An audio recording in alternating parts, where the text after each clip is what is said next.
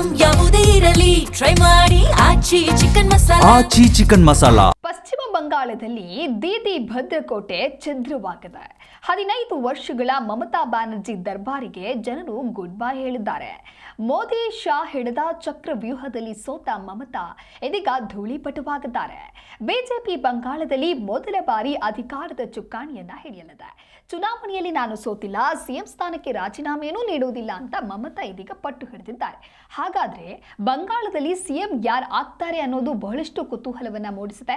ಸುವೇಂದು ಅಧಿಕಾರಿ ಸಿಎಂನ ಅಭ್ಯರ್ಥಿಯಾಗಿದ್ದಾರೆ.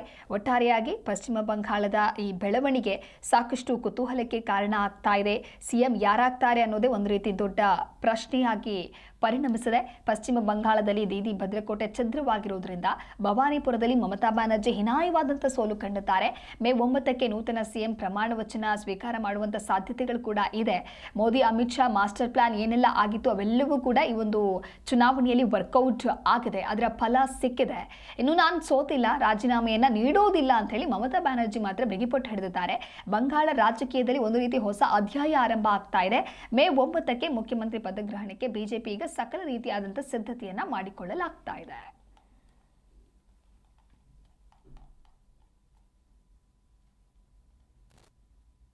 আমরা কিন্তু হারিনি, আমাদের 100 সিট জোর করে লুট করা হয়েছে এবং আমি সরি টু সে দিল্লি থেকে কায়দা করে প্রেসকে ফার্স্ট রাউন্ড কাউন্টিং হওয়ার সাথে সাথে ঢুকিয়ে দিয়েছে। আমি আগেই আপনাদের বলেছিলাম, আমার ভিডিও আপনারা দেখে নিন, তার দুদিন আগে, যে ওরা কিন্তু প্রথমে বিজেপি এরিয়া দিয়ে শুরু করবে এবং ইলেকশনে কাউন্টিং হয় 14 থেকে 18 রাউন্ড। প্রথম 2-3 রাউন্ড ওরা কিন্তু কাউন্টিং করবে প্ল্যান করে বিজেপি ওখান থেকে, যাতে ছেলেপেলেদের মোরাল ভেঙে যায়, বিজেপি গুন্ডামি করতে সাহস পায়। আমাদের লড়াইটা বিজেপির সাথে ছিল না, আমাদের লড়তে হয়েছে ভিলেন, তাদের কাছে আমরা কৃতজ্ঞ।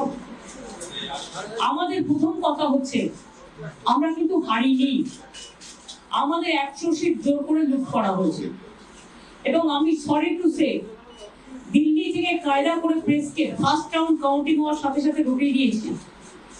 আমি আগেই আপনাদের বলেছিলাম, আমার ভিডিও আপনারা দেখে নিন, তার দুদিন আগে, যে ওরা কিন্তু প্রথমে বিজেপি এরিয়া দিয়ে শুরু করবে এবং ইলেকশনে কাউন্টিং হয় 14 থেকে 18 রাউন্ড। প্রথম 2-3 রাউন্ড ওরা কিন্তু কাউন্টিং করবে প্ল্যান করে বিজেপি ওখান থেকে, যাতে ছেলেপেলেদের মোরাল ভেঙে যায়, বিজেপি গুন্ডামি করতে সাহস পায়।